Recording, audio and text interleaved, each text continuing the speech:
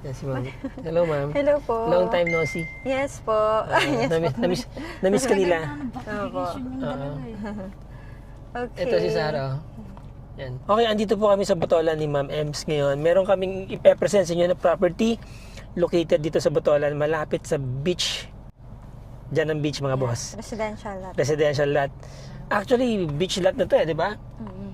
Kasi walking distance lang po ang dagat dito. Kung halimbawa gusto niyo mag-walking, pwede kayo mag-walking hanggang doon sa dagat, mga boss, Yes. mga sir. Ito yung property. Yan. Ma'am, gaano kalaki to? 1,320 square meter. 1,320 Along square Cemented meters. Road.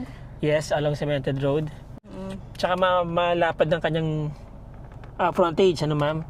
May bakod na rin magkabilaan. Yes. May mountain view doon kung magpapagawa kayo ng, let's say, may view deck, no? Lagi nyo makikita yan tuwing umaga, nandyan po yung sunrise. And then, possible pa kapag medyo mataas pa yung pinagawa ninyo, makikita nyo yung beach dito. Kita nyo naman dyan sa drone shot natin, ma'am. Alright, ma'am. Titled ba to? Yes po. Title, under po siya ng licensed broker. Under ng licensed broker. So, Opo. sigurado kayo na ready for transfer yung Yes property na yan, po. mga boss. Okay, maganda po location nito, mga boss, kasi along residential lane po yan. Highly urbanized area na po ito. May 7-Eleven doon. Actually, walking distance lang po ang 7-Eleven nakatapat doon sa National Highway. Alright? Papunta dito, mga boss, is going to Metro Manila. So, this is about mga ilang oras, Metro Manila, 4 hours. 4 hours. 4 hours from Metro Manila. And going to Iba, malapit lang po ang Iba dito, about 15 minutes, no? Yes Iba po. is capital of Zambales. Malapit na rin po ito sa Cabangan, next town. Last barangay po ito ng Botolan, connecting to Cabangan. Cabangan, doon po ako nakatira. Si ma'am doon sa Iba. So, napapagitnaan po itong Botolan. Itong Botolan, going downtown, mula dito sa property, mga boss, is about less than 10 minutes or 5 minutes. Less than 5 minutes, nandun na po kayo sa downtown Botolan. Okay? Downtown Botolan or Botolan in general is also a tourist, fast becoming a tourist destination na po dahil sa mga ilog. May mga kailugan din po dito na pwede nyo puntahan. Dyan sa may San Juan, napakaganda po ng ilog dyan. At meron pong event dito every January, yung Puon Bato, na dinadayo ng iba't ibang lugar galing pa po as far as Mindanao. Okay, kilala din po of course ang Botolan sa Pinatubo Trek or Pinatubo Trail. Ano po, diyan po ang jump off point niyo. So meaning ito pong area na to, mga boss, mga sir, is very ideal for gawin yung Airbnb or maliit na resort. Ano po, pwede rin yan. Jump off point nila papunta sa iba't ibang tourist spots sa Zambales, especially dito sa beach. Okay, ma'am.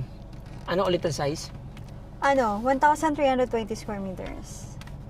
Alright, boss. Mga boss, mga sir, 1,300 square meter. Okay, mga boss, mga sir, up in the market ito, magkano nakalisto sa market? 2,640,000. 2,640,000 nakalist po yan sa market. Broker po talaga ang may hawak yan, mga boss, mga sir.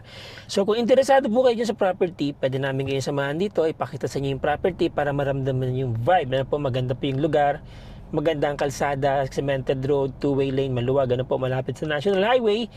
Samahan namin kayo dito, and then eventually you'll get to meet the broker kung talagang interesado po kayo. Yes. Kayo na po ang tumawad, kayo na po ang makipag-usap sa broker with regards to everything, terms of payment, whatever, ano po.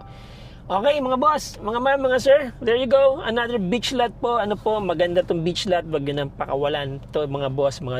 Bihira na po kasi yung mga ganitong mga area dito sa area na to sa Botolan. Clean title, maganda ang size, very accessible. Okay? Again, mga boss, nandiyan ang aming contact details sa screen. And of course, maraming salamat sa inyo. Maraming salamat sa inyong time. Till the next video po. Till the next video, mga boss, mga sir. Na-miss nyo ba si Ma'am Emeline? Okay. Till the next video, mga boss, mga sir. Let's be grateful every day. Ciao. Ciao!